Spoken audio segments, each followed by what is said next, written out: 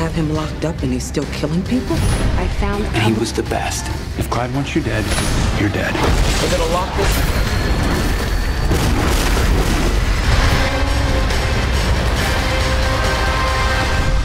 Hello guys, কেমন আছো সবাই? আশা করি সবাই খুব ভালো আছো। আজকে আমরা একটা থ্রিলার অ্যাকশন সিনেমা সম্পর্কে জানতে চলেছি, যেটা নাম হচ্ছে ল অ্যাভয়েডিং সিটিজেন। আর এটি একটি রিভেঞ্জ সিনেমা এবং এই সিনেমার শুরুতে আমরা এমন একটা ঘটনা দেখবো, মানে একবারে সিনেমার শুরুতে এমন কিছু হবে যেটা তোমাকে হৃদয় কাঁপিয়ে দেবে এবং এরপর শুরু হবে এটার প্রতিশোধ। মানে সে যখন আইনের কাছে বিচার পাবে না, তারপর সে নিজেই প্রতিশোধ নেওয়া শুরু করবে। তো যাই হোক, সিনেমাটির IMDb রেট হচ্ছে 10.7.4 এবং আমরা আশা রাখতে পারি যে সিনেমাটি তোমাদের পছন্দ হবে। তো বাড়তি কোনো কথা না বলে চলো আমরা স্টার্ট করি। তবে তার আগে যদি ব্রেক থাকে সেটা তুমি স্কিপ করে মূল ভিডিওতে যাবে এবং স্কিপ করবে হচ্ছে ডিসক্রিপশনে যাবে, ডুরেশনে ক্লিক করে তারপর তুমি স্কিপ করে চলে যাবে। স্বাগতম প্রিয় বন্ধুরা, তোমরা কি একঘেয়েমিতে ভুগছো? তাহলে মজা পাওয়ার জন্য আজকের বিষয়টি একদম উপযুক্ত তোমাদের জন্য। এখানে তোমরা বিভিন্ন খেলার ফলাফল জানতে পারবে, খেলা সরাসরি দেখতে পারবে এবং ভবিষ্যৎবাণী করার মতো মজার একটি অংশও রয়েছে, যেখানে তুমি অনুমান করতে পারো কোন দল জিতবে, কতটা ব্যবধানে ইত্যাদি। এতে রয়েছে আকর্ষণীয় পুরস্কার জয়ের সুযোগ, বিলাসবহুল গাড়ি, নামি মোবাইল ফোন,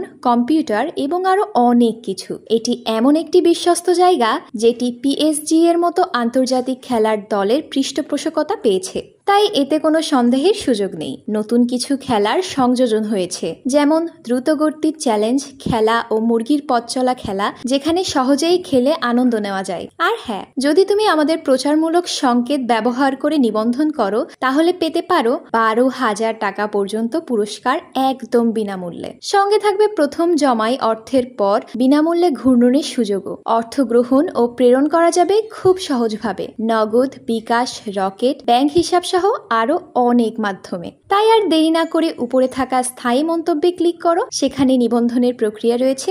শুধু আমাদের প্রচার সংকেতটি ব্যবহার করলেই তুমি বোনাস পেয়ে যেতে পারো। এবার চলো মূল ভিডিওর দিকে এগিয়ে যাই। তো সিনেমার শুরুতে আমরা একটা লোককে দেখতে পাই, যার নাম ছিল হচ্ছে স্ট্যালিন এবং সে মূলত একজন ইঞ্জিনিয়ার ছিল। তো যাই হোক, সে রাতে বাড়িতে বসে কাজ করছিল আর ছোট মেয়ের সঙ্গে গল্প করছিল এবং তাদেরকে বেশ সুখী পরিবার দেখাচ্ছিল। তো হঠাৎ করে তার বাড়ির দরজায় নক করা সে শব্দ শুনতে পেয়ে দরজাটা খুলে দেয়, কিন্তু সঙ্গে সঙ্গে একটা অজানা লোক বেসবল স্টিক দিয়ে বিশাল জোরে তার মাথায় আঘাত করে আর এর ফলে সে ছিটকে দূরে চলে যায় আর তারপর দরজা ধাক্কা দিয়ে দুজন লোক ভেতরে ঢুকে পড়ে। তো যাই হোক, ওদের একজন করে কি স্ট্যালিনের হাত বেঁধে দেয় আর মুখে টেপ লাগিয়ে দেয়, আর আরেকজন করে কি টেবিলের ওপর থেকে দামি দামি জিনিসগুলো তুলে ব্যাগে ভরতে থাকে। তো স্ট্যালিন বুঝতে পারে এরা চোর। তো যাই হোক, ওরা চুরি করার পরে তারপর আবার স্ট্যালিনের উপর হামলা করে এবং ওর পেটে ছুরি ঢুকিয়ে দেয়, এমনকি বুকেও বেশ কয়েকবার স্ট্যাপ করে আর এর ফলে স্ট্যালিন যন্ত্রণায় ছটফট করছিল। তো একটা সময় দেখা যায় স্ট্যালিনের ওয়াইফও সেখানে চলে আসে আর এইসব দেখে সে ভয় পেয়ে ঘরের বাইরে দৌড় দিতে লাগে, কিন্তু ওই চোর দুটো গিয়ে তাকে ধরে ফেলে এবং তার উপর হামলা করে মাটিতে ফেলে দেয়, তার মুখেও টেপ লাগিয়ে দেয় এবং তারপরে যে বড় চোরটা রয়েছে, মেন চোর, সে করে কি ওর বউকে রেপ করার চোখের সামনে এবং তারপর ওর পেটে ছুরি ঢুকিয়ে দিয়ে তাকে মেরে ফেলে। তো এভাবে স্ট্যালিনের সামনে তার স্ত্রী ছটফট করতে করতে মারা যায়। আবার অনেকক্ষণ বাবা মাকে না দেখে স্ট্যালিনের ছোট মেয়ে যখন এখানে আসে, তখন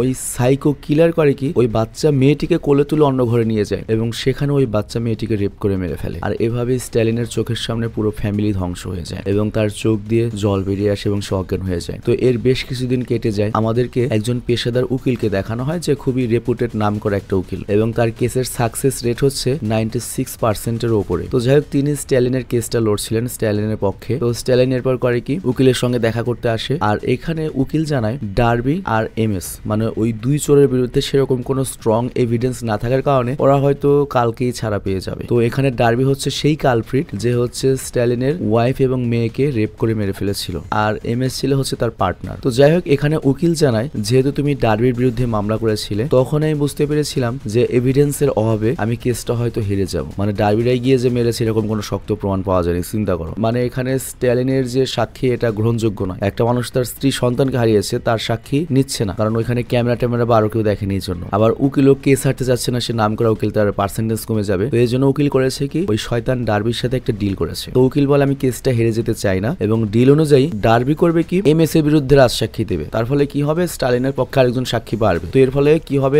MS এর 10 বছর শাস্তি খেটে তারপর মৃত্যুদণ্ড হবে। আর ডার্বির সাথে ছিল সহকারী হিসেবে, এজন্য রাজসাক্ষী হয়, তার শাস্তির পরিমাণ কম হবে, মাত্র 5 বছরের জেল হবে আর তারপর সে জেল থেকে ছাড়া পেয়ে যাবে। আর এই মধ্যস্থটা আমি এজন্যই করেছি, এই কেসে আমাদের এমনিতেই হারার সম্ভাবনা বেশি। আর এর ফলে কি হবে, ডার্বির বিরুদ্ধে যে মামলা হয়েছে সেখানে ডার্বি দোষী প্রমাণিত হবে না, উল্টো 2 বছরের মধ্যে সে শাস্তি পেয়ে যাবে। আর এর ফলে যেটা হবে, আমি এই কেসটা হারবো না, অর্থাৎ অর্থাৎ আমার সাকসেস রেট যেমন ছিল তেমনই থাকবে। তো এটা শুনে তো স্ট্যালিনের মাথা খারাপ হয়ে যায়। তো এই সব কথা শুনে তোমার স্ট্যালিনের মাথা তো খারাপ হয়ে যায় এবং এখানে বারবার স্ট্যালিন উকিলকে রিকোয়েস্ট করে যে সে নিজের ডার্বিকে ওইসব খারাপ কাজ করতে দেখেছে এবং সেই তার ওয়াইফ এবং মেয়ের খুনি। এমনকি ওই সাথে যে চামচা গিয়েছিল ওর কোনো দোষও নেই, উল্টো ডার্বিকে এইসব করতে বারণ করেছিল। কিন্তু এইখানে উকিল নিক স্ট্যালিন শেলডনের কথা শুনতে চায় না, কারণ নিক এই কেসটা হারতে চায় না। তো যাই হোক শেলডন বা স্ট্যালিন এটা শুনে অনেক কষ্ট পায় এবং সে নিজের জমানো টাকা দিয়ে এই নাম করা উকিল সে হায়ার করেছিল, কিন্তু আজকে সে উকিল কেস হারবে বলে আসামির সাথে ডিল করেছে। তো যাই হোক আমরা দেখি পরের দিনই উকিল নিক করে কি ডার্বির সাথে ডিলে সাইন করে এবং এই ডিলে যেটা হয় ডার্বি রাজসাক্ষী হয়, এমসিসি মৃত্যুদণ্ডের সাজা হয় আর ডার্বির মাত্র 5 বছরের জেল হয় আর আমাদের স্ট্যালিন এভিডেন্সের অভাবে কেস হেরে যায়। তো যাই কিছুক্ষণ পর আমরা দেখি কোর্টের বাইরে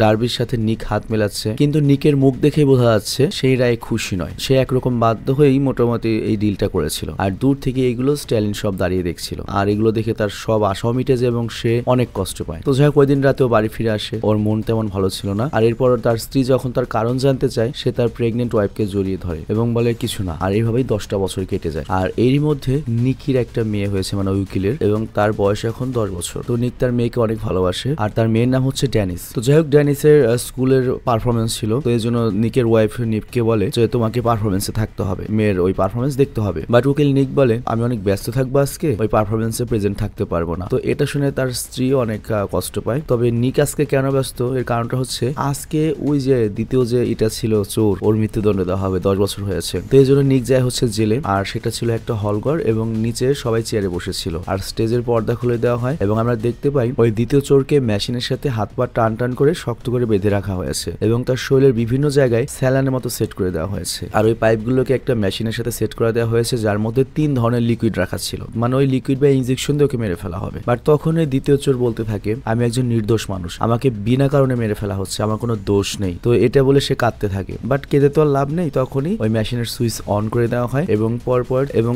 প্রথম 2টা লিকুইড পাইপ থেকে বের হয়ে আসে, শরীরের মধ্যে ঢোকে। আর এটা এমন একটা সিস্টেম ছিল যাতে আসামিকে যে তোমার মৃত্যুদণ্ড দেওয়া হবে সেই জন্য কোনো যন্ত্রণার ব্যথা ছাড়াই মারা যায়। প্রথম 2টা লিকুইড মূলত শরীর অবশ করার জন্য বা তাকে অবচেতন করার জন্য, আর তৃতীয়টা হয়তো এমন একটা জিনিস যেটা তার হৃৎপিণ্ড বন্ধ করে দেবে, কোনো কষ্ট হবে না মরতে। কিন্তু এখানে যেটা দেখা যায় 2টা লিকুইড ঢোকে সমস্যা হয় না, 3 নম্বর লিকুইডটা যখন ঢোকে সাথে সাথেই ও যন্ত্রণায় ছটফট করতে থাকে আর ওর যন্ত্রণা দেখে জেলের লোকেরা করে কি স্টেজের পর্দা ঢেকে দেয় আর যন্ত্রণায় ছটফট করতে করতে দ্বিতীয় চোরটা মারা যায়। এরকম হওয়ার কথাই ছিল না, ও নরমালি আস্তে করে মারা পড়বে। তো এরকম একটা অনাকাঙ্ক্ষিত ঘটনা ঘটেছে। তো এর জন্য ইনভেস্টিগেশনে থাকা অফিসার জেলের ওয়ার্ডেনকে বলে তোমার নামে আমি তদন্ত চালু করব, কারণ আমার মনে হচ্ছে তুমি ভুল ড্রাগস ইউজ করেছো, কারণ আমেরিকার আইন অনুযায়ী মৃত্যুদণ্ডের কোনো সাজা এত যন্ত্রণাদায়ক হওয়া যাবে না। তো যাই হোক তখন ওই লিকুইডের খালি বক্সটা যখন চেক করা হয় দেখা যায় তার মধ্যে ইংরেজিতে একটা কথা লেখা রয়েছে যে ভাগ্যের সাথে লড়াই করে কোনো লাভ নেই। আর তখনই এই কথা শুনে উকিল নিকের মনে পড়ে ডার্বি তো যে চোরকে এখন শাস্তি দেওয়া হলো মৃত্যুদণ্ডের, ওর বস ডার্বি তো এই কথা বলেছিল যখন আমার সাথে ডিল সাইন করেছিল। তো তখন উকিল নিকের মনে সন্দেহ ঢুকে যায় যে ডার্বি হয়তো এই মেডিসিনের সাথে যুক্ত রয়েছে। আর এইদিকে আমরা দেখি 5 বছর সাজা খেটে ডার্বি তো এখন খুব আনন্দ রয়েছে এবং এলাকা থেকে দূরে অনেক মজায় রয়েছে,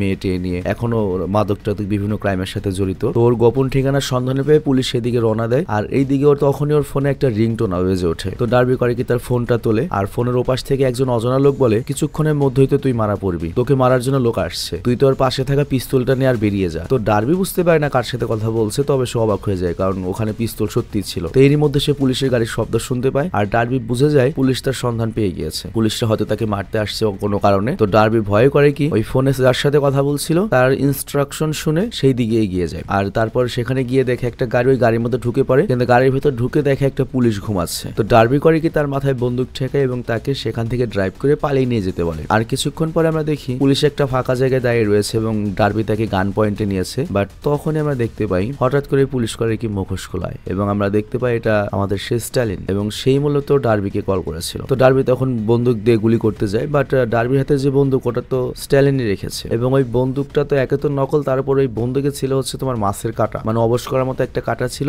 যেইটা অলরেডি ডার্বির হাতে ঢুকে গিয়েছে আর এই বিষের ফলে ডার্বি প্যারালাইজড হয়ে যাবে। তবে সে সব রকম ব্যথা অনুভব করতে পারবে কিন্তু কোনো রেসপন্স করতে পারবে না, মানে বুঝতে পারছো, তুমি তোমার জ্ঞানে থাকবে, যন্ত্রণাও পাবে কিন্তু নড়াচড়া করতে পারবে না। তো যাই হোক এতক্ষণ যাই হয়েছে এটা কিন্তু স্ট্যালিনের প্ল্যান ছিল আর ইতিমধ্যে ডার্বি কিন্তু প্যারালাইজড হয়ে গিয়েছে। তো স্ট্যালিন করে কি ওকে কিডন্যাপ করে সেখান থেকে নিজের রাস্তায় নিয়ে যায় আর তারপর দেখা যায় ডার্বি একটা মেশিনের সাথে ওর হাত পা বেঁধে রেখেছে এবং চারিদিকে সব মেডিকেল ইকুইপমেন্ট সেট করা। তো এখানে স্ট্যালিন প্রথমে ডার্বিকে একটা ইনজেকশন দেয় যাতে যন্ত্রণা যতই হোক ও যেন বেহুশ হয়ে না যায়, বুঝতেই পারছো কি যন্ত্রণাদায়ক ইনজেকশন। আর তারপর সে ডার্বির উপরে একটা আয়না সেট করে দেয়, যার উপরে স্ট্যালিনের ওয়াইফ এবং মেয়ের ছবি লাগানো ছিল। আর এই আয়নাটা লাগানোর কারণটা ছিল যাতে ওই ডার্বি নামে শয়তান দেখতে পায় যে শেলডন ওর সাথে কি করছে এবং ওর সাথে কি হচ্ছে। তো যাই হোক, ডার্বি ওকে বুঝতে পারে যে আজকে স্ট্যালিন বা শেলটন, আমরা ওকে শেলটন বলেই ডাকবো এখন, যে শেলটন তো আজকে ওকে মারবেই। তো যাই হোক, ডার্বি এটা নিয়ে ভয় ছিল যে মারবে তো ঠিক আছে, কিন্তু কত কষ্ট দিয়ে মারবে। তো আমরা দেখি প্রথমে শেলডন করে কি একটা ব্লেড দিয়ে ডার্বির চোখের পাতা কেটে দেয়, যাতে ও চোখ বন্ধ করতে না পারে, ও নিজের মৃত্যু নিজের চোখে ওই আয়নায় দেখতে পায়। চিন্তা করো। আর তারপর শেলডন করে কি একটা ভিডিও ক্যামেরা সেট করে রেকর্ডিং অন করে দেয়, আর তারপর একটা কাটার দিয়ে ডার্বির ওইটা কেটে দেয়, বুঝতেই পারছো। তারপর বিসিও কেটে দেয়, আর তারপর ডার্বির পা কেটে ফেলার এইভাবে মৃত্যু যন্ত্রণায় ডার্বির ছটফট করতে থাকে এবং আয়নায় নিজের চোখের সামনে ওকে দেখতে দেখতে ও মৃত্যুবরণ করে, ঠিক যেভাবে শেলডন তার নিজের চোখের সামনে নিজের ফ্যামিলির মৃত্যু দেখেছিল। আর এই জন্য সে এইরকম ভয়ানক একটা মৃত্যু ডার্বির জন্য রেখেছিল। তো যাই হোক, এরপর আমাদের উকিল নিকের অ্যাসিস্ট্যান্টকে দেখানো হয় যে ডার্বির ক্রাইম হিস্ট্রি জানতো। তো সবকিছু জেনে শুনে এখানে যে তদন্তটা হচ্ছিল যে ওই সেকেন্ড চোরটা যে মরল সেখানে বিষকে দিতে পারে। তো এখানে নিক জানতে পারে যে ডার্বি ছাড়া পাওয়ার পরে যে সমস্ত ক্রাইম করেছে এগুলোর মধ্যে ভায়োলেন্স ছিল, কোনো বুদ্ধির ছিল না। কিন্তু ওই দ্বিতীয় চোরের যে মৃত্যুর সময় যে ঘটনাটা ঘটেছে, মানে এইভাবে মেডিসিন চেঞ্জ করে দেওয়া, এটা কোনো বুদ্ধিমান লোকের কাজ। ডার্বি ধরনের কাজ করার মতো ব্রেনই নাই। তো এই কাজ ডার্বি ছাড়া অন্য কেউ করেছে। বাট তখনই খবর পাওয়া যায় যে একটা ওয়্যার হাউসে ডার্বির ছিন্ন বিচ্ছিন্ন বডি পাওয়া গিয়েছে। তো এটা শুনে তো তোমার উকিল নিক অবাক হয়ে যায় আর পুলিশদেরকে এই ব্যাপারে ইনভেস্টিগেশন চালিয়ে যেতে বলে। এবং সে জানায়, তবে এখানে তথ্য জানা যায় যে শেলডন একজন জিনিয়াস ইঞ্জিনিয়ার ছিল, আর 10 বছর আগে ওর স্ত্রীর সেই কেসে হারার পরে ওর রাগে জেদে অনেক কিছু আবিষ্কার করেছে এবং সেইগুলো অনেক বড় বড় কোম্পানির কাছে বিক্রি করে, মানে প্রযুক্তি বিক্রি করে অনেক টাকার মালিক হয়েছে। আর এরপর সে প্রচুর জায়গা বা প্লট কিনেছে, ফাঁকা জায়গা কিনেছে, ওয়্যার হাউস কিনেছে। তবে ওইখানে সে কি কি করে এটা আমরা জানি না, এবং কোথায় কোথায় তার টোটাল সম্পত্তি রয়েছে সেটাও আমরা জানি না। আর এইদিকে আমরা দেখতে পাই শেলডন একটা জায়গায় বসে রাডার বানাচ্ছিল, আর হঠাৎ করেই তার বাড়ির বাইরে সে পুলিশের গাড়ির আওয়াজ শুনতে পায়। তবে তারপরেও সে পালায় না, সে বুঝতে পারে যে পুলিশ তার লোকেশন খুঁজে পেয়ে গিয়েছে। সে নিজে থেকেই পুলিশের কাছে সারেন্ডার করে, কারণ ডার্বির তো তোমার প্রতিশোধ নেওয়া শেষ। তো পুলিশেরা তাকে গ্রেপ্তার করে ফেলে এবং পুলিশের টিমে আমরা সে উকিল নিককেও দেখতে পাই, কারণ এত বছরে সে সরকারি উকিল বা প্রমোশন পেয়ে গিয়েছে, অ্যাটর্নি হয়ে গিয়েছে। তো যাই হোক, এখানে শেলডনের ঘরে অনেক সার্চ চালানো হয়, কিন্তু সন্দেহজনক কিছুই পাওয়া যায় না। তবে তার ঘরে অনেক আইনের বই পাওয়া যায়, অর্থাৎ শেলডন আইন নিয়ে লেখাপড়া করতো বা পড়াশোনা করছিল। তবে এখানে সবাই মোটামুটি শিওর হয়ে যায় যে ডার্বিকে শেলডনই হয়তো মার্ডার করেছে, কারণ তার ফ্যামিলিকে ডার্বি মেরে ফেলেছিল, আর সে সুবোঝার যেহেতু পায়নি, নিজের নিখুঁত প্ল্যানিং করে এই কামগুলো করেছে। আর এত নিখুঁত ভাবে মার্ডার শেলডনের মতো কোনো জিনিয়াস ছাড়া করতে পারবে না। তো যাই হোক, এরপর শেলডনকে জেলে নিয়ে যাওয়া হয়, তাকে জেরা করতে আসে এবং প্রথমেই উকিল মাইক এসে বলে, এই রেকর্ডিং মাইক বন্ধ করো, আমরা পার্সোনাল কথা বলবো, গোপন। তো যাই হোক, দেখো এই কেসের তদন্ত আমার উপর এসেছে, তো আইন অনুযায়ী আমার কাজ করতে হবে। তুমি ওকে খুন করেছো, খুব ভালো একটা কাজ করেছো, আমি খুবই খুশি হয়েছি। তো যাই হোক, এরপর উকিল নিক করে কি মাইকটা অন করে দেয় আর শেলডনকে জিজ্ঞাসা করে, তুমি কি ওকে খুন করেছো?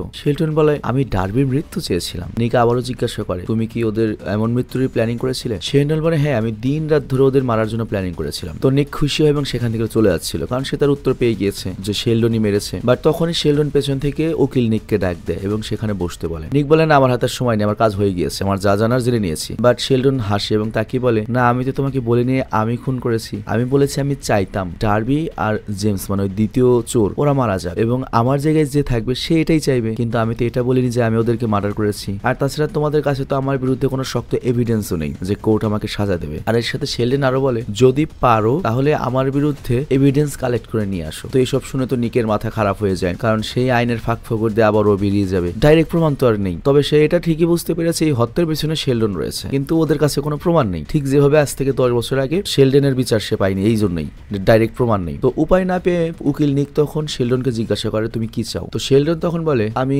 জেলের মধ্যে অনেক দামি একটা ম্যাট্রেস চাই, তুমি যদি সেটা আমাকে দিতে পারো আমি নিজের দিক থেকে সবচেয়ে বড় একটা কনফেশন দেবো, আর আশা করি তুমি সেটাই চাও। কনফেশন মানে আদালতে গিয়ে স্বীকারোক্তি দেবে। তো এরপর নিক সেখান থেকে বেরিয়ে যায়, আর তখন ওর বাড়িতে একটা কুরিয়ার এসে পৌঁছায়। তো নিকের মেয়ে সেটা রিসিভ করে আর খুলে যখন তার মধ্যে একটা সিডি ক্যাসেট পায়, আর ও ভাবে হয়তো এটার মধ্যে ও যে কয়দিন আগে প্রোগ্রামে নাচলো সেই নাচের ভিডিও রয়েছে। তো ও করে কি টিভিতে চালিয়ে দেয়, কিন্তু ও দেখতে পায় সেই বিভৎস ভিডিও রেকর্ডিং, যেটার মধ্যে শেলডন ডার্বিকে কাটাকাটি কচু কাটা করছে। এটা দেখে উকিল নিকের মেয়ে অর্থাৎ ডেনিস তো ভয়ে চিৎকার করে ওঠে। আর একটু পরে নিকের ওয়াইফ সেখানে আসে এবং সেও ভয় পেয়ে যায় এবং ওই ভিডিওর কথা নিককে জানায়। তো নিক তখন জানতে চায় যে ওখানে যে মার্ডার করা হচ্ছে ওই লোকটাকে, তাকে কি চেনা যাচ্ছে, কে মার্ডার করছে? তো ওয়াইফ তখন বলে, ওর মুখ ঢাকা রয়েছে, আমি ওকে চিনতে পাইনি। আর এইদিকে নিক তার কলিগদেরকে এই ঘটনাটা জানায় এবং নিক বুঝতে পারে যদি ও ম্যাট্রেস না দেয় তাহলে হয়তো শেলডনের লোকজন ওর ফ্যামিলির পেছনে লাগবে, মানে এরকমই মনে হচ্ছে ওর। তো এই জন্য সে ম্যাট্রেসটা দিয়ে দেয় এবং এর সাথে কি হবে, পরের দিন সে স্বীকারোক্তি পেয়ে যাবে। তো পরের দিন শেলডনকে কোর্টে পেশ করা হয়। তো শেলডন করে কি কোর্টে জামিন চায়, কিন্তু উকিল নিক এর বিরোধিতা করে এবং সে বলে শেলডনকে যেন জামিন না দেওয়া দেওয়া হয়, কারণ সে আমাকে প্রমিস করেছে সে আদালতে স্বীকারোক্তি দেবে। তো তখন জজ করে কি শেলডনের কাছে জিজ্ঞাসা করে তুমি কি স্বীকারোক্তি দেবে? শেলডন বলে আমি স্বীকারোক্তি দেবে কোন, আমি কি খুন করেছি নাকি? আমার বিরুদ্ধে আপনি সাক্ষী প্রমাণ হাজির করুন, আমার বিরুদ্ধে খুনের শক্ত এভিডেন্স হাজির করুন, তাহলে আমাকে আপনি ফাঁসি দিন, যা মনে হয় তাই করুন, কিন্তু আমাকে তো সন্দেহভাজন হিসেবে নিয়ে আসা হয়েছে, আমি অবশ্যই জামিনের প্রাপ্য। তো এই কথা শুনে ম্যাজিস্ট্রেট বা জজ করে কি ওকে জামিন দিয়ে দেয়। আর এই জামিনের কথা শুনেই আমাদের পাগলা শেলডন হাসতে শুরু করে এবং সে জজকেই বলতে থাকে একদিকে আপনার উকিল নিক বলেছে, অভিযোগ করেছে আমি 2টা খুন করেছি, তো আমাকে যেন জামিন দেওয়া না হয়, আর অন্যদিকে আপনি বলছেন যেহেতু কোনো প্রমাণ নেই, শক্ত এভিডেন্স নেই, তাহলে আমি জামিন পেয়ে যাব। মানে এখানে শেলডন এটাই বোঝাতে চাইছে আমরা সবাই জানি যে ও হত্যা করেছে, কিন্তু তারপরে যদি সঠিক এভিডেন্স না থাকে তারপরে যেটা হয় যতই ক্লেম করুক না কেন ওর কোনো সাজা হবে না। তো এই জন্য সে বিচার ব্যবস্থাকে দায়ী করতে থাকে এবং শেলডন উত্তেজিত হয়ে জজকে বলে আপনাদের এই ভুল সিস্টেমের জন্য লক্ষ লক্ষ ক্রিমিনাল প্রতিনিয়ত জেল থেকে ছাড়া পেয়ে যাচ্ছে এবং আবারও ক্রাইম করে বেড়াচ্ছে, এবং এই ভুল বিচার ব্যবস্থার জন্য ভিকটিমের পরিবাররা সঠিক বিচারও পাচ্ছে না। তো শেলডন এই কথা বলতে বলতে এত উত্তেজিত হয়ে যায় যে তখন জজ বাধ্য হয়ে ওর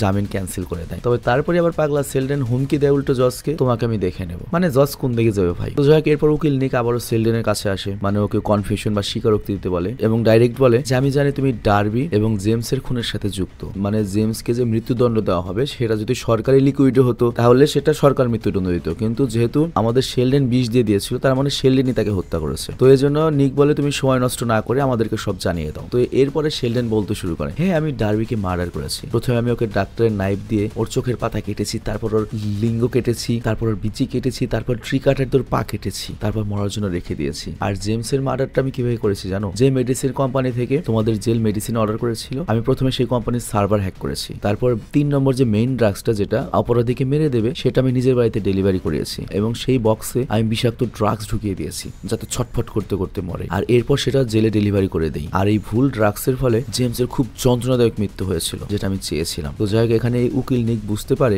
যে এই ড্রাগসের প্যাকেটের গায়ে যে লেখা ছিল ভাগ্যের সাথে লড়াই করে লাভ নেই, এটা ডার্বি নয় বরং শেলডনই লিখেছিল, যাতে উকিল নিক ওই শয়তান ডার্বিকে সন্দেহ করে, কারণ ডার্বি ডিল সাইন করার সময় এই কথাটাই বলেছিল। তো যাই হোক এরপর নিক শেলডনকে জিজ্ঞাসা করে গত 3 দিন ধরে রেনল্ডসকে খুঁজে পাওয়া যাচ্ছে না, তো এই রেনল্ডসটা আবার কে? এই রেনল্ডস ছিল হচ্ছে আজ থেকে 10 বছর পূর্বে ডার্বি এবং জেমসের পক্ষে উকিল হিসেবে কাজ করেছে। তো নিক তখন শেলডনকে বলে তুমি কি এই ব্যাপারে কিছু জানো, আমাকে কি কিছু বলবে? তো শেলডন বলে হ্যাঁ আজকে দুপুর 1টার মধ্যে যদি আমার লাঞ্চ চলে আসে, আমার পছন্দের খাবার চলে আসে, তাহলে আমি তোমাকে বলে দেবো কোথায় রয়েছে, তবে মনে রাখো সই 1টায় আসতে হবে, 1 মিনিট লেট হলেও কিন্তু আমার কিছু করার নেই। তো যাই হোক এরপর নিক করে কি লাঞ্চের জন্য শেলডনের সকল পছন্দের খাবার নিয়ে আসে, কিন্তু জেলের যে ওয়ার্ডেন সে খাবার চেক করতে করতে দেরি করে ফেলে। তো এর ফলে যেটা হয় দুপুরের খাবারটা আসে হচ্ছে 1:15-তে। তো তখন শেলডন বলে তোমরা কি আমার সঙ্গে মজা করছো? আমি বলেছিলাম দুপুরে 1টার সময় লাঞ্চ চাই, তুমি 15 মিনিট দেরিতে নিয়ে আসলে, তবে তারপর ঠিক আছে সমস্যা নেই, তোমাকে একটা লোকেশন বলে দিচ্ছি সেখানে যাও, সময় নষ্ট না করে দ্রুত যাও। তো এরপর দ্রুত করে কি সেখানে যায় এবং একটা ফাঁকা জায়গায় নিলসের সুটকেস দেখতে পায়। তো তখনই উকিল নিক করে কি বুদ্ধি করে সেখানে মাটি খুঁড়তে শুরু করে এবং মাটির নিচে একটা লোহার বক্সে সে ওই উকিলকে খুঁজে পায় যার হাতে ছিল হ্যান্ডক্রাফ এবং মুখে ছিল অক্সিজেন মাস্ক, এবং সেখানে অক্সিজেন যে সিলিন্ডার ছিল সেটার অক্সিজেন সিলিন্ডারে অক্সিজেন ঠিক ততটুকু ছিল যতটুকু দিয়ে সে 1:15 পর্যন্ত বাঁচতে পারবে, মানে 1টার সময় ওর কাছে খাবার আসবে শেলডনের কাছে, তারপর বলবে 15 মিনিট লাগবে ওকে উদ্ধার করতে ওখানে গিয়ে। তো এটাই কি হলো, 15 মিনিট লেট হয়েছে বলে ওই উকিলকে বাঁচানো গেল না। আর এভাবেই শেলডন যেটা করে ডার্বি আর জেমসের হয়ে লড়া সেই উকিলকে মেরে ফেললো। আর এরপর শেলডন করে কি ওর যে জেল পার্টনার ছিল তাকে হঠাৎ করে হুদাই লোহার পাত দিয়ে গলায় আঘাত করে মেরে ফেলে, আর এর ফলে শেলডনের সারা শরীর রক্তে ভরে যায়। তো জেলে এই খবর ছড়িয়ে পড়ার সাথে সাথে জেলের ওয়ার্ডেন করে কি শেলডনকে একটা কালো কুঠুরিতে বন্দী করে দেয়, না হলে সে তো আরো অনেক খুন করতে পারে। কালো কুঠুরি হচ্ছে জেলের সবচেয়ে ডেঞ্জারাস জায়গা। তো যাই হোক নিক চিন্তায় পড়ে গিয়েছে শেলডনকে থামাবে কিভাবে, সে কোনো ক্লুই খুঁজে পাচ্ছিল না, ও রয়েছে জেলের ভেতরে, জেলের বাইরে অকাম করছে, ভেতর অকাম করছে। তো যাই হোক সে করে কি সোজাসুজি শেলডনের কাছে যায় এবং জিজ্ঞাসা করে তুমি উকিলটাকে কেন মারলে? শেলডন বলে ওকে মারবো না কেন, এইরকম একটা জঘন্য মানুষের পক্ষে টাকার জন্য কেন উকিল হবে, তবে হ্যাঁ দোষ তো আমারও না, তুমি তো চাইলে ওকে বাঁচাতে পারতে, তুমি তো টাইম মতো খাবার নিয়ে আসতে পারোনি, এটা তোমার দোষ, তোমার দোষে সে মারা গিয়েছে। তো যাই হোক এই কথা শুনে নিকের খুব খারাপ লাগে, আর তারপর সে শেলডনের কাছে জানতে চায় আচ্ছা তুমি ওই দুজনকে মেরেছিলে ঠিক আছে, কিন্তু তারপরেও এত লোকের মার্ডার করছো কেন? তুমি কি ভাবছো তোমার স্ত্রী আর মেয়ে যদি বেঁচে থাকতো এগুলো দেখলে খুশি হতো, তারা তোমাকে সাপোর্ট করতো? শেলডন বলে তারা তো এখন আর বেঁচে নেই, আর যেটা ভুল সেটা সবসময় ভুল, এবং যে আমার ফ্যামিলির সাথে বেইমানি করেছিল, যারা আমাকে শুভেচ্ছার দেয়নি, আমি তাদের কাউকে ছাড়বো না। তো যাই হোক আমরা তো অলরেডি জানি যে শেলডন একটা নামকরা ইঞ্জিনিয়ার ছিল এবং তার ফ্যামিলির সাথে এরকম একটা ঘটনা ঘটবে একটা শান্তির জীবনে, এটা সে ভাবতেও পারেনি, আর তাই সে মানসিকভাবে মারাত্মক আঘাত পেয়েছে। আর সেদিন থেকেই সে যেটা করেছে তার জিনিয়াস মাইন্ড ব্যবহার করে প্রচুর টাকাও কামিয়েছে, আর এর সাথে প্রতিশোধ নেওয়ার বিভিন্ন সিস্টেমও আবিষ্কার করে রেখেছে। তো যাই হোক এদিকে আমরা দেখি উকিল নিকরা শেলডনের ব্যাপারে আরো বেশি ইনভেস্টিগেশন করে একজন লোকের সন্ধান পায় যে কিনা শেলডন শেলডেনের সাথে একসময় কাজ করতো অ্যাজ এ ইঞ্জিনিয়ার। তো নিক করে কি আরেকজন সিনিয়র অফিসারকে নিয়ে সে ব্যক্তির সঙ্গে দেখা করে। তো ওই ব্যক্তি তখন বলে, ভাই শেলডেন খুবই জিনিয়াস, খুবই বুদ্ধিমান, সে অন্য লেভেলের ভাই। সে যদি এখন জেলে থাকে তার মানে হচ্ছে সে ইচ্ছে করে জেলে গিয়েছে, সে ইচ্ছে করে ওখানে নিজেকে আটকে রেখেছে, তার মানে সে ওখানে থাকতে চেয়েছে। এবং সে এত মেধাবী যে সে যদি কোনো কিছু প্ল্যান করে থাকে সে পরবর্তী 30 দিনে 1 বছরে কি করবে সেটাও সে দূরে থেকে ওটা হ্যান্ডেল করতে পারবে। এবং ও যদি ভেবে নেয় যে ওই কাজটা করবে তাহলে ওকে কেউ আটকাতে পারবে না। তো তুমি যদি ওকে আটকাতে চাও একটা উপায় রয়েছে, জেলের মধ্যে ওকে গুলি মেরে দাও। তা না হলে যারা যারা ডিরেক্টলি বা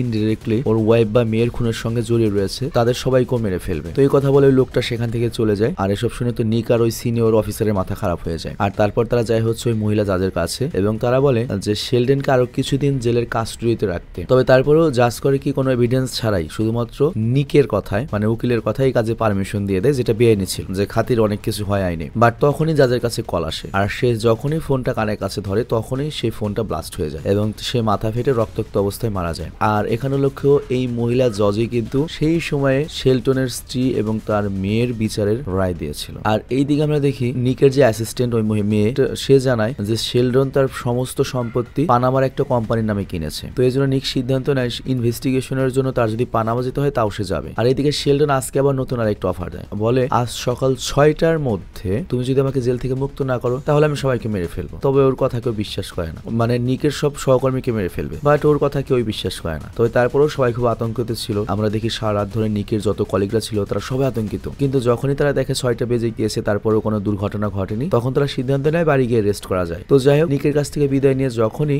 নিকের ওই অ্যাসিস্ট্যান্ট সুন্দরী অ্যাসিস্ট্যান্ট গাড়িতে গিয়ে বসে তখনই ওর গাড়ির সমেত বাকি সব গাড়িগুলো একে একে ব্লাস্ট হতে শুরু করে এবং সেই মেয়ে সহ নিকের এখানে অনেক কলিগ মারা যায়। তো এই ঘটনা দেখে সবাই স্তব্ধ হয়ে যায় যে জেলের মধ্যে এত টাইট সিকিউরিটি থাকা সত্ত্বেও শেলডেন কিভাবে একে একে সবাইকে মারছে, তার মানে নিশ্চয়ই শেলডেনকে বাইরে থেকে কেউ হেল্প করছে। আর এখানে নিক ইনভেস্টিগেশন করে দেখতে পায় ওর যে কলিগরা বোম ব্লাস্টে মারা গিয়েছে তাদের সবার গাড়ির তেলের ট্যাঙ্কিতে টাইম বোম লাগানো ছিল, যেটা 6টার পরে ফাটবে, কিন্তু নিকের গাড়িতে শুধুমাত্র কোনো বোম লাগানো ছিল না। তো নিক এটা দেখে বুঝতে পারে না যে শেলডেন সবাইকে মারছে, ওকে মারছে না কেন, ওকে ছাড়ছে কেন। তো এরপর নিক করে কি শেলডেনকে ডেকে পাঠায়। তো শেলডেন যখনই কথা বলতে যায় তখনই নিক আর রাগ কন্ট্রোল করতে পারে না, শেলডেনকে মারতে শুরু করে। বাট শেলডেন বলে, দেখো আমার লড়াই কোনো মানুষের উপরে নয়, আমার রাগ হচ্ছে আমেরিকার বিচার ব্যবস্থার উপরে। দেখো আমি ছিলাম জেলের ভেতরে, এই যে তোমার এতগুলা মানুষ মারা গেল, তুমি জানো আমি করেছি, কিন্তু এটা কি বিচার করবে তুমি, এটার কি শাস্তি দেবে, তাহলে এই সিস্টেমটা চেঞ্জ হওয়ার দরকার না। তো নিক এই কথা শুনে বুঝতে পারে যে শেলডেনকে হারানো সম্ভব না, ওর অন্য কোনো উপায় ভাবতে হবে। আর এর কিছুক্ষণ পরে আমরা দেখি নিক এবং তার বাকি কলিগরা কবরস্থানে রয়েছে। আর এরপর কবরস্থানের কাজ শেষ করে তারা যখন বাড়ির দিকে ফিরছিল তখন দূর থেকে কেউ একটা ছোট্ট একটা রোবোটিক টাইপের মেশিন গান আর লঞ্চার নিয়ন্ত্রণ করছিল। তো নিক ওটা দেখতে পেয়ে এবং ওদের গাড়ি থামিয়ে দেয়। বাট তখনই ওই রোবট করে কি মেশিন গান থেকে লাগাতার ফায়ার করতে থাকে আর কিন্তু ওরা মাথা নিচু করে বেঁচে যায়। কিন্তু এরপরে একটা লাঞ্চার গিয়ে সামনের গাড়িটা লাগে এবং পুরো গাড়িটা ধ্বংস হয়ে যায়। আর এর ফলে যেটা হয়, নিকের যে সিনিয়র অফিসার ছিল সে মারা যায়। আর এইদিকে সেই শহর অর্থাৎ ফিলাডেলফিয়ার যে মেয়র সে একটা ইমার্জেন্সি মিটিং ডাকে এইসব ঘটনার জন্য এবং পুরো শহরে ইমার্জেন্সি অবস্থা জারি করে এবং মেয়রের পুরো বিশ্বাস ছিল নিকের উপরে। আর এই কারণে সে করে কি নিককে এই শহরের অ্যাটর্নি জেনারেল করে দেয়, মানে এখন থেকে সে ম্যাজিস্ট্রেটের মতো নিজেই যে কোনো ডিসিশন নিতে পারবে যে কোনো অবস্থাতে। আর এরপর উকিল নিক করে কি তার যে অ্যাসিস্ট্যান্ট ছিল যে অনেকদিন ধরে শেলডেনের উপরে গবেষণা করছিল, তো ওর মেল থেকে শেলডেনের ব্যাপারে বেশ কিছু ডকুমেন্ট আবিষ্কার করে যেগুলো সে ঘাঁটতে থাকে এবং সেখান থেকে সে একটা জায়গার সম্পর্কে জানতে পারে। আর ওই জায়গার খোঁজ করতে করতে নিক করে কি তার কলিগকে নিয়ে একটা খালি কারখানার সামনে চলে আসে। অ্যাকচুয়ালি আজ থেকে প্রায় 10 বছর আগে শেলডেন এই জায়গাটা কিনেছিল। আর এই জায়গাটার বিশেষত্ব ছিল হচ্ছে এই জায়গাটা একবারে জেলের পাশেই ছিল। তো ওরা করে কি ভেতরে ঢুকে সেখানে এবং অনেক পুরনো যন্ত্রপাতি দেখতে পায়। আর কিছু দূর যাওয়ার পরে ওরা একটা পুরনো ক্যাডিল্যাক গাড়ি দেখতে পায় যেটাকে নিক শেলডেনকে গ্রেপ্তার করার সময় তার বাড়ির সামনে দেখতে পেয়েছিল। তো ওরা তো অবাক হয়ে যায় এই গাড়িটা এখানে আসলো কেমনে। তো গাড়ির পেছনে ডিকি খুলতে ওরা আরো অবাক হয়ে যায়, দেখতে পাই ওই ডিকির নিচ দিয়ে একটা সুড়ঙ্গে গিয়েছে, সেখানে একটা মেন সুইচ টেনে সেই সুড়ঙ্গের মধ্যে লাইট জ্বলে ওঠে। তো ওরা তো অবাক হয়ে যায়, পুরো বিশ্বাসই করতে পারছিল না যে শেলডেন কিভাবে এরকম একটা কাজ করেছে, মানে ও যে জেলে ঢুকবে আগে থেকে এরকম একটা প্ল্যান করে রেখেছিল যে ও জেলে ঢুকবে এবং তারপর কি কি করবে। এরপর সবচেয়ে বেশি অবাক হয় যখন ও সুড়ঙ্গের মাথায় গিয়ে দেখতে পায় যে এই সুড়ঙ্গটা কালো কোঠরিতে গিয়ে মিশেছে, মানে কালো কোঠরির যে জায়গায় ওকে রাখা হোক ও একটু কষ্ট করলে এই পর্যন্ত আসতে পারবে। তো ও তো পুরো শকড হয়ে যায়। তবে ভাগ্য ভালো এখানে শেলডেন বর্তমানে ছিল না, তবে ওখানে থাকা কিছু ডকুমেন্টস থেকে ওরা জানতে পারে শেলডেন সুযোগ পেয়ে গোপন পথ দিয়ে বাইরে যেত এবং বিল্ডিং এর বাইরে গিয়ে একটা হোটেলে সুইপারের কাজ করতো। তো সঙ্গে সঙ্গে ওই বিল্ডিং এর উদ্দেশ্যে রওনা দেয়, কারণ ওরা বুঝতে পারছে শেলডেন বড় একটা কিছু করার ধান্দা করছে। আর ওইদিকে আমরা দেখি শেলডেন তার আইডেন্টি লুকিয়ে সেই বিল্ডিং এ ঢুকেছিল। তবে সে বুঝতে পেরে যায় যে এই পুরো বিল্ডিংটা অনেক হাই সিকিউরিটিতে রয়েছে, তাকে যা করার দ্রুত করতে হবে। তো সে তার কাজ দ্রুত কমপ্লিট করে বেরিয়ে যায়। আর ওর কাছে একটা ডিসপ্লে ছিল, সেটা দিয়েও সব দেখতে পাচ্ছিল, কারণ ওই শেলডেন এই বিল্ডিং এর সব ক্যামেরা হ্যাক করে রেখেছিল। তো কেন শেলডেন এই বিল্ডিং এর উপর খেপা? অ্যাকচুয়ালি একটু পরে এই বিল্ডিং এর শহরের মেয়র একটা বড় সিকিউরিটি মিটিং করবে। এখানে শহরে যত নাম করা পুলিশ অফিসার, যত বড় উকিল, জজ টজ সব থাকবে। তো যাই হোক, এদিকে আমরা দেখি নিকরা করে কি সেই বিল্ডিং এ ঢুকে এবং তারপর হ্যাভি চেক দেয় এবং চেক দেওয়ার পরে যে ফ্লোরে মিটিং হওয়ার কথা ছিল তার নিচের ফ্লোরে একটা সুটকেস দেখতে পায়। মানে ওখানে ব্লাস্ট হলেও পুরো তালা শেষ। তো বম্ব স্কোয়াডকে সে অর্ডার দেয় ওই বোমটা ডিফিউজ করার জন্য। তো বোম ডিফিউজ করতে গিয়ে দেখা যায় ওটার ভিতরে একটা মোবাইল ফোন সেট করা রয়েছে এবং একবার যদি এই মোবাইলে একটা কল আসে তাহলে সেই বোমটা ব্লাস্ট হবে এবং ওই বিল্ডিংটা উড়ে যাবে, মেয়র সহ সবাই মারা পড়বে। তো এটাই ছিল শেলডেনের প্ল্যান। তো নিক এটা বুঝে যায়। আর এদিকে শেলডেন তো কাজ শেষ করে তাড়াতাড়ি ওখান থেকে পালিয়ে আসে এবং সুড়ঙ্গের মধ্যে দিয়ে ঢুকে পড়ে এবং ফাইনালি সে তার জেলে বা কাল কুঠরিতে আসে। বাট ওইখানে আগে থেকে অবস্থিত ছিল হচ্ছে নিক এবং শেলডেন তাকে দেখে ঘাবড়ে যায় কারণ নিক ওর চালাকি ধরে ফেলেছে। তো এখানে নিক ওকে জিজ্ঞাসা করে, আচ্ছা একটা ভুল হয়েছে, দুজন লোক ভুল করেছে, তার শাস্তি তুমি এত লোকের উপর দিয়ে কেন দিচ্ছ? বাট শেলডেন এখানে মানতে চায় না। সে বলে, আমি তোমাদের পুরো বানানো সিস্টেমটাকে ঘৃণা করি, আমি এই সিস্টেমের কাছে জাস্টিস পাইনি, বিচার পাইনি, তাই আমি বাধ্য হয়েছি এসব করতে। আর আমি তো তোমাকে অনেক আগেই বলেছি